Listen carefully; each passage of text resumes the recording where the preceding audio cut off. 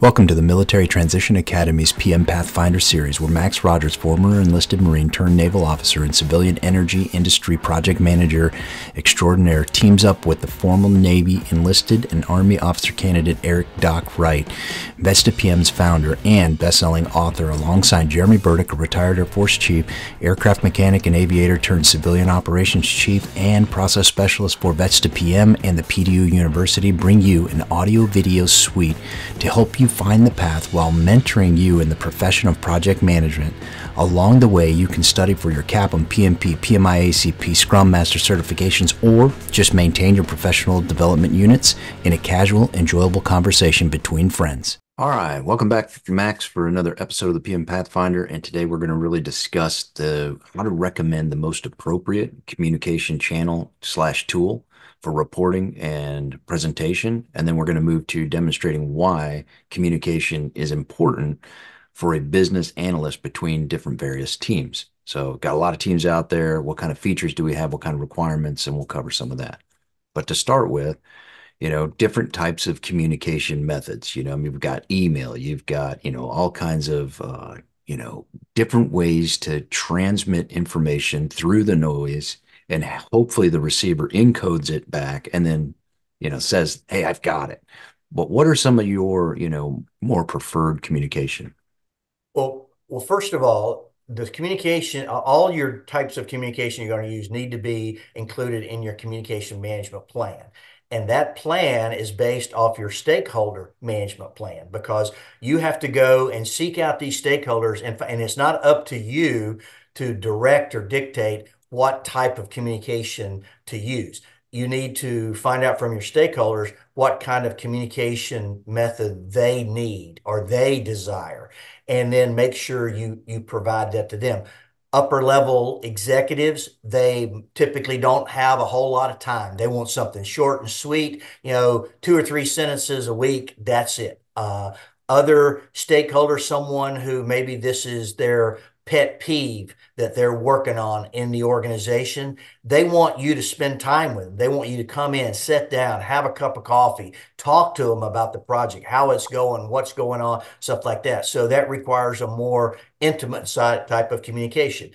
You can always use your information radiators and post them in your project spaces, workspaces, so that anyone with just a general curiosity can walk by and see the project status and see what's going on, as well as the members of your project team can do the same thing. So your communications methods and techniques are tailored to the recipients of the information, and those should be, like I said, you need to identify them in the stakeholder management plan, and then you need to specify in your communication management plan how each one of those stakeholders are going to be communicated with, and then do that, and then make sure that that's a living document and it's not carved in stone. And if you start out with some form of communication, say a stakeholder says, "Oh, just shoot me an email once every couple of weeks," and then you start getting questions from this stakeholder on a regular basis about more details. Obviously, the biweekly email is not enough. So you need to go to them and say, "Hey, look, beginning in project, we negotiated and talked about a biweekly email, but you're having additional questions, so this obviously isn't working for you. So tell me, do you want me to speed up the correspondence? Do you want me to do a different type of communication? What do you want to, what do you need? Because I want to provide you the information that you're seeking." So I guess, and to bundle it all up, it's that your communication method needs to be tailored to your stakeholders and within the context of your project. Yeah, well said. I like that you brought in the stakeholder management plan. Who are you talking to? Mhm. Then the communications management plan. How are you talking? Like, what's the channel? What's the tools? Is it going to be email? Is it going to be a meeting? Is it going to be a presentation at the end of the week? Could you use instant messaging, chat? You can use your project management information system software. There's a lot of different methods, but I'd like the way you boil it down. Identify it, what works best for the stakeholder, what works best for your team, you're not going to communicate the same with the project sponsor as you would with maybe one of your project team developers. So it's individualized consideration when it comes to communication goes a long way. And I really like that you brought up perceive when it's not working, right? If they're asking a bunch of follow-up questions, that's an indicator that, Yep. hey, you don't have enough information because you're having to follow up and ask, or Mhm. you don't like the method. It's not a preferable method for you. So I really, well done. I mean, don't forget video conferencing, just like we're doing here. Right. If you're not co-located, Zoom it up or, get on Cisco or do something and figure out a way to talk to somebody in a more face-to-face method. It just goes a long way because you can't feel the tone of a chat. You can't feel the tone of an email, but maybe that's what it is. And let me cover the other end of the spectrum too. If your one of your stakeholders goes radio silent, you mentioned the indicator of asking questions, and you're okay. That manner of communication is not working. If you get one that goes radio silent, that's another indicator that things may not be there. It may be okay, but you need that at least as an indicator. You need to double back with that stakeholder and make sure everything is okay. And maybe you're just doing a great job and you're giving all the information they need and they don't need anything further. Hopefully that, but it may be something else, something a lot worse, and something that you need to take corrective action on. Yeah, So agreed. so Agreed. Yeah. silence is not necessarily compliance, okay? Especially if it's someone that has been communicative with you and then all of a sudden goes radio silent. You need to go investigate and figure out what's happened. So. Yeah, agreed. I think you're right. Follow-up questions or silence. I mean, it's kind of Mhm. either side of the spectrum is an indicator. That's yeah, that's the way I like to look at it. It's a spectrum, and if you're at either end of the spectrum, you need to probably do some improvement. So, Yeah, yeah. Talking about another role, like when we get to the next part, business analysts and demonstrating why communication is so important for them.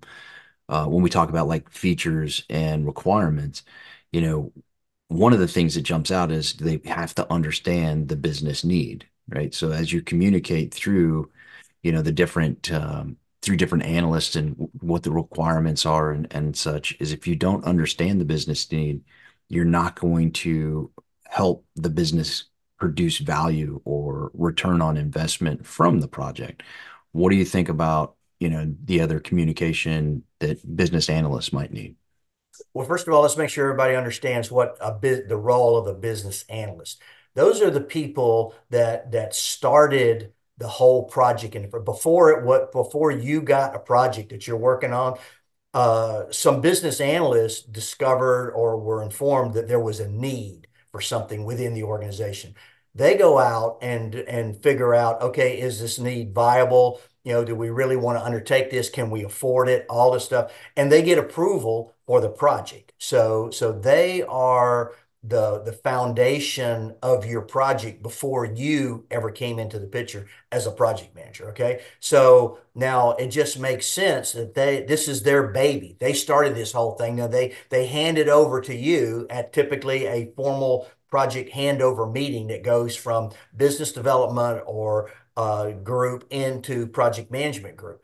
But they're never going to let go of it. They're going to always, because they're talking back to their stakeholders, the people who initiated the idea of this project. They need to keep them informed of how it's going and when are we going to realize the benefits of this project that we're doing. So communication with your business analyst are very important. And as the project manager, you're probably going to be the individual that is going back and doing this communication with not just the business analyst, but the entire business development organization. And what you're probably going to have to do is have a regular briefing with them, a meeting where you sit down. That's the most efficient way to do it. Get them all together instead of going for 4 or 5 different members of different analysts or different positions within the business development group. Get them all together in a 35-40 minute meeting, and offer to bring donuts and coffee and sit down and go over and give them the current status of the project, any problems that you're having, or how you've worked things out, and what's the current forecast for when are we going to finish, when are we going to deliver the benefits from this project. And because that's what they want to know and what they need to know, because they have a completely different set of stakeholders probably than you do that they have to go back to and communicate with. And they're doing the same thing you're doing to an entirely different group of people. Wow. Yeah. Well said. And I think something you said in there, they're basically a conduit Yep. between you and the stakeholders.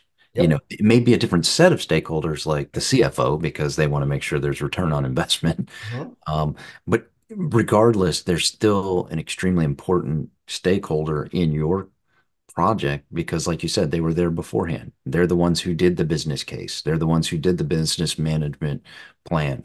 So, or the benefit management plan. So I think that's wildly important. And then talk about like requirements. Like if you're trying to interpret the requirements and you interpret them wrong, it may not result in the same business benefit.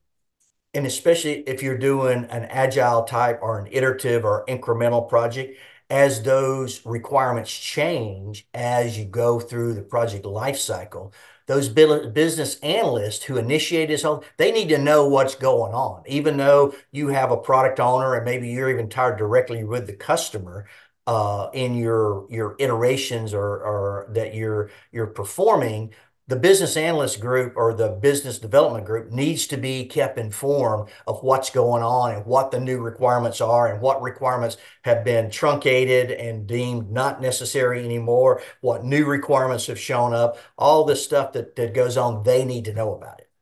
Yeah, agreed. And then especially like you said with change, Mhm. if you make a change, they better be one of the first people you consult because Yep. does this still make it a viable project for us if we change? Exactly. Exactly. And make sure you get there that they concur with what you're doing, that it's not in violation of the project charter and everything else, and within your boundaries that you has been established for you for this project before you start making changes, especially. Yeah, you don't want fuzzy communication when you're talking about project requirements. Like, Exactly. make sure Exactly. they're as crystal as you can make them. And like you bring up the agile, and I think that's fairly smart because we don't always know the complete scope, but we Mhm. know what the intended outcome should be. Right, exactly. Yeah, And we know things are going to change as we go down the pike. So, keep those people, those people in the business development group, which are analysts and salespeople, things like that. They need to know where you're headed and what you're doing, what's going on, because they're out having discussions with other potential customers. And like I said, their stakeholder group may be you may have some commonality between the project stakeholders and them, but they have a different set of stakeholders that you're not ever going to be involved in until there is a project involving them. But these guys in the business development group, they're all constantly looking for new customers and new organizations to collaborate with and stuff. They're strength focused, outside the organization. So you owe it to them to make sure that so they need to know what's going on in your project so that they're accurately reflecting what's going on to other new potential customers. yeah, great. Yeah, and just for an example, like just to illustrate it, because a lot of folks may not be in, they may not have experience with dealing with them, and I know you have. And in this case, like so, the C-suite says we need more land to drill and get more oil. And then a business analyst says, okay, let me go find land Hmm. that's good. And they get a landman to go say, hey, at all these trias, and we could buy this well, it could produce X, and they're going to use scientists and everything else. And these analysts are all going to work together to meet C-suite intent. And then they've got to go to a project. And then that project, they hire a project manager, maybe not on day one, maybe not on day 30, right? You don't know Right. when you're going to come on. And then you go deliver the project. But the analyst still has to work with the bank to get the line of credit. You may never talk to that bank. Exactly. So just and any other story that you might bring or add detail to that as far as dealing with business analysts, because I don't think PMI really talks enough about that role. I think you've done a really good job so far. Is they're almost a project manager of their own within their own scope, whereas you're dealing with the tactical stuff. They're dealing with more of the strategic. Hey, this is why it should work or why we're not going to do this project. Mhm. Well, the example that I have was when I worked for an organization that was a manufacturing organization, and they had two distinct and separate groups. One was the business development group, and one was the project management group. The business development group were the salesmen and the business analysts and all this stuff, and they went around the world selling the products that this company made. Once they got a signature on a contract, then we had a formal handover meeting and it went into the project management. And then the business analyst group, this product development group, just washed their hands of it and walked away. And they went on looking for other customers, other things. So and when I first started working there, they were selling our product at prices that we couldn't afford to. We couldn't produce them at this price. There was we were we were not meeting our goals, our profit goals, and everyone was blaming the project management department. And I had to go through the executive suite to get them to bring in. I tried to initiate myself, sitting down with the business development group, saying, "Look, you guys, your pricing's wrong. We can't deliver what you guys are advertising to sell." And I got, resistance from them that no, you guys just need to work harder. You need to do a better job. And it's not what we're doing. It's what you're not doing. So eventually I had to get the executives together and to haul us both come in and have a collaborative meeting between the executive staff and the business development group and the project management group. And we were able to show that, look, this is not a project management problem. You guys are selling, we can't produce these items in this amount of time. And they still denied it, but we were able to, the project management group was able to convince the executives within the company that, yeah, you guys, it's easy to blame the guys, but you guys just grease up this pig and throw it across the fence and then you're done with it. And you pop open the champagne bottles and light up the cigars, and well, let's have a celebration. We sold this product. But you can't really have the celebration until the project is closed out and you receive the benefits that the company was expecting, which is the profit that they were going to make from this thing. And it was a difficult slog. I mean, it required a lot of time and attention. There was a lot of barriers that had to be broken down between these two organizations that had built up over a long period of time, and it was simply us and them, and it was one accusing the other one just not performing, and the other group saying, "No, you're asking me to perform at a level that I'm not equipped to perform at. I'm not. It's unreasonable for me to perform." But we finally got it all worked out, and the company benefited from it. Then they started reaching their product. Come to find out, they were in order just to make the sales guys were selling things below market value. Our competitors weren't selling the products that were very similar to ours for the price. Their prices were much higher than ours. And the sales team's position was that, well, that's our competitive advantage is our price. Well, that could be a potential competitive advantage, but not if you're breaking the company, not if you're bankrupting the company.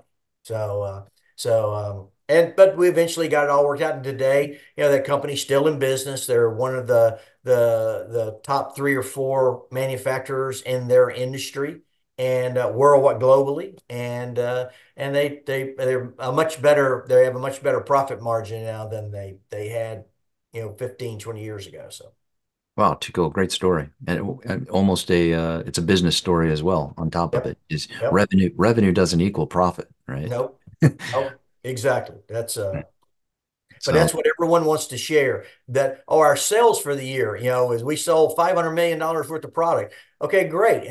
But what's your bottom line though? What did right, you profit? What was your margin? Just give me a percentage. Okay. You don't have to give me the number. Just give me the percent. What's your profit margin? And, right. and if it's not up in the high 20s approaching 30, yeah, why are you doing this? For the Yeah, risk you're taking. So yeah, it's not good worth it. point. You could employ your capital in a different way. And Exactly. uh, Yeah, and I've even heard that some businesses will say, okay, listen, if it doesn't meet what I could get in the bank, uh, then why are we doing it? if it doesn't meet what you get in the stock market. Right. That's Right. that's the real. I mean, the days of using bankers to finance things are, some companies still do that, but a lot of companies use the market to Yeah. finance now. And yeah, I mean, if you got an investment portfolio that's returning 22% and you've got three manufacturing facilities with 1,000 people employed around the world, and your return on investment is 26%, come on. I mean, what? Just take the easy money, and you got all this risk and all this stuff going on. We're not, and that's the other thing. Companies don't um, perform or produce what they do is a hobby. Okay, it's not a hobby. The whole point is to make money, and the more money and the better they operate, the more market share they get. The more market share they get, the more money they get. But it all comes back to making more money, making more money. And if you're not making more money, then why are you doing this? Because that's the point of business, is to make money. Yeah. You won't be in business very long if you don't. Exactly. Exactly. Well, okay. Well, great. Couple great topics. We discussed the communication for business analysts and why it was important. I think we hit that pretty well. And then we had the communication channel slash tools, and we covered, you could go anywhere from emails to presentations to reports. You'll hear in like predictive. A lot of times you'll hear WPD, WPI, and WPR. That's information, I mean, data, information, and then a report. So Mhm. that's the thing you're handing. It could be, old school paper in a manila envelope, or you can use updated software where, a savvy stakeholder could go into Microsoft Project and pull your notes for whatever they need to pull. So lots of different tools, channels out there. Any parting shots before we close up this episode? Just that I would just say that communication is one of your superpowers as a good project manager and project leader. And you need if you don't have excellent communication skills, you need to focus on improving those, because very few aspects of project management don't involve some form of communication. So it's a very important topic. And the good news is, if you're not a good communicator today, you can become a good communicator by focusing on it, and get some more training, get some mentoring from people who are good communicators, and then focus on improving your communication skills. But I can't emphasize enough. I always say, the most important thing is leadership, project leadership. But one of the first attributes of a good leader is good communication skills. You have to be able to communicate, and so it's definitely a characteristic and a talent that you want to develop as a project manager. I couldn't agree more. In fact, the only accentuation I might make to it is listen like you have to teach it. Yep. Like if you listen to where you would have to go teach the stakeholder what you just heard from a different stakeholder, and you're actively listening that strongly, that will help your communication overnight. Like it's just one of those switches you can flip and say, I'm going to teach this to everybody. I hear what you're saying. So, and start with this episode. So there you go.